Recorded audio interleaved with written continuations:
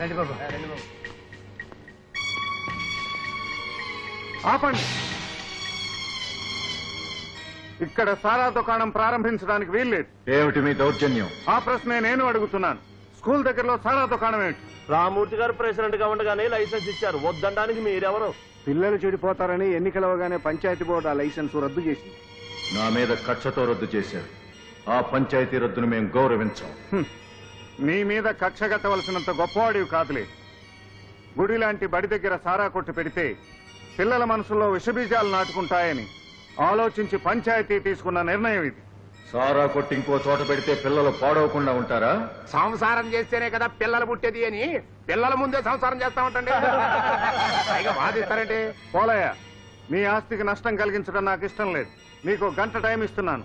ఇదంతా ఇక్కడి నుంచి ఖాళీ చేసేయాలి. శేఖరం బాబు గారికి, శేఖరం బాబు గారికి.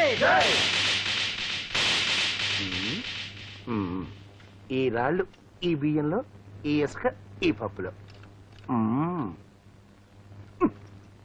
పులుసు పులుసు. అలా పిలవద్దని 1,00,000 సార్లు చెప్పాను. మా ఇంటి పేరు పచ్చి పులుసు. అంత మాత్రం చేత పులుసు అని పిలవాలా? నా పేరు రాజకుమార్ అని తెలీదా? అట్ట ఇరుసుకు పడబోకం. నా పులుసు రాజకుమారి. ముందా తలిపై వెళ్ళకాని వేళలో ఇప్పుడు ఏమిటండి? ఏదిగా? ఓహోహోహో, నీ పులుసు బర్రకి ఎప్పుడు చూసినా ఆలోచన తప్ప ఉండదు. మరి కల్తీ పని చేయాలి. తలిపై. ఓహో, అంతొద్దు, కాస్త తగ్గించండి.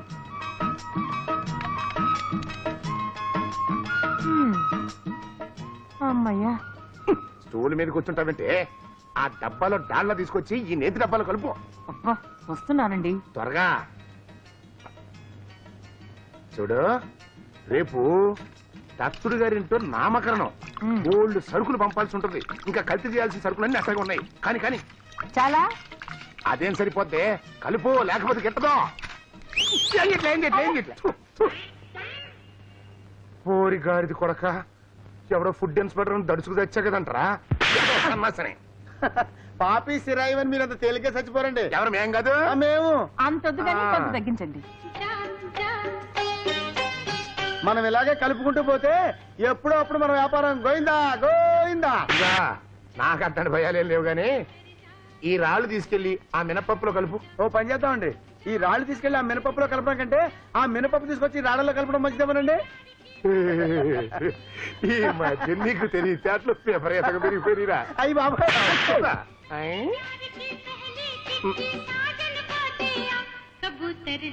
ఎక్కడ మేము పనిలో ఉంటే అక్కడ రేడియో పెట్టి తెచ్చానండి.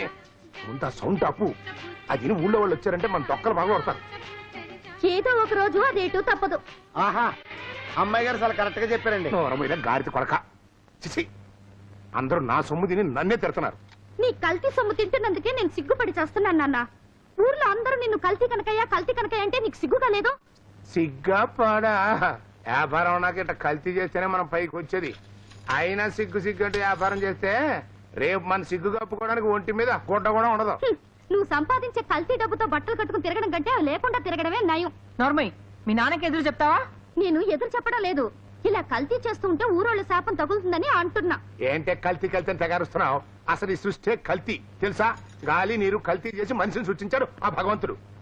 మీ అమ్మ రక్తం నా రక్తం కల్తీ కాకుండా నువ్వు పుట్టావా? అలా అయితే తలుపులు మూసుకుని ఎందుకు కల్తీ చేస్తున్నావు? తలుపులు తెరుచుకుని పబ్లిక్ గా చెయ్యి. తెగ ఇప్పుడు ఇంత డబ్బాయించేస్తుందంటే పులుసు నాకు అనుమానంగా ఉంది. దీని పుట్టుకలో ఏమన్నా కల్తీ జరిగిందా అని. అవే మాట్లాడండి. మొగుడు పిల్లల మాటల మధ్య నువ్వేంట్రా?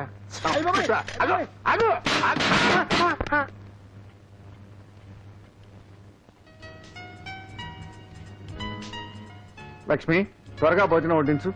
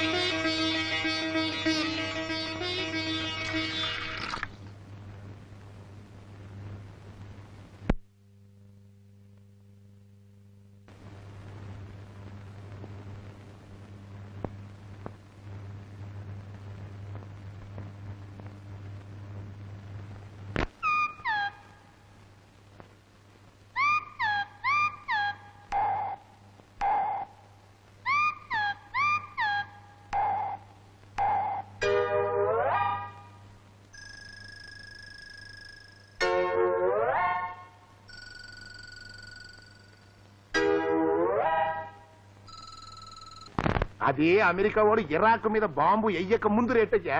ఇప్పుడు యుద్ధం వచ్చింది కదా, రేట్లు పెరిగిపోయినాయి. పైగా మేము స్వయంగా వాళ్ళలోంచి దగ్గరుండి సరుకు దింపుకున్నాం, అందుకే ఈ రేట్లు. అందుకే ఆయన తలతడిగా ఉంది చూడండి. చూడండి, చాలా అన్యాయం. అన్యాయం కదా పిచ్చోడా, న్యాయంగానే అమ్ముతున్నాను. చూడు, నీ కొడుకు గనక ఈ పాలు తాగాడంటే 3 నెలల్లో ఒంటిలా ఎదిగిపోయి 6 నెలల్లో ఆంబోతలో ఊరిపోతాడు. రే మంగా, ఆ నెంబర్ 1 పాలు పడిచ్చారా. చేసేదేముంది, ఇవ్వండి. కనకయ్య, ఈ పాలపడి నీకెక్కడిది? ఎక్కడదేంటి, కొంటే వస్తాయి. అబద్ధం. ఇది ఆసుపత్రిలో ఉచితంగా ఇచ్చే పాలపొడి. దీన్ని కల్తీ చేసి నువ్వు అమ్ముతున్నావు. లేదు, నేనేం కల్తీ చేయలేదు. నువ్వేమీ కల్తీ చేయకపోతే ఈ పాలు తాగిన ఆ పాప ఎందుకలా తోటకూర కాళ్ళ వేలాడుతోంది? ఏమో, దానికి ఏం రోగం వచ్చిందో. నీ కల్తీ పాలపొడి వల్లే పాపకు తప్పు చేసిందని డాక్టర్ చెప్పాడు. అబ్బా, నేను ఈవిడికి పాలపిండి అమ్మేనా? ఏండా, అసలు ఈవిడెవరో కూడా నాకు తెలియదండి. నేనెవరో నీకు తెలదు. ఎక్కడో బాంబులు పడ్డాయని 20 రూపాయలు తీసుకుని ఈ పొడి నాకు ఇవ్వలేదు. ఇచ్చాడు, ఇప్పుడు బాంబు ఈ నెట్వే పడింది. బాబాయ్, ఈ ప్యాకెట్ ని సిటీకి పంపించి టెస్ట్ చేయించాలి.